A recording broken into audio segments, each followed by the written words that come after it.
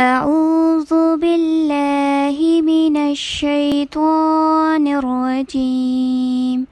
بسم الله الرحمن الرحيم.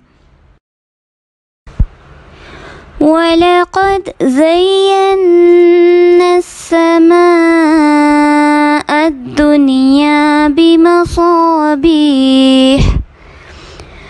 وجعلناها رجوما للشياطين وأعتدنا لهم عذاب السعير.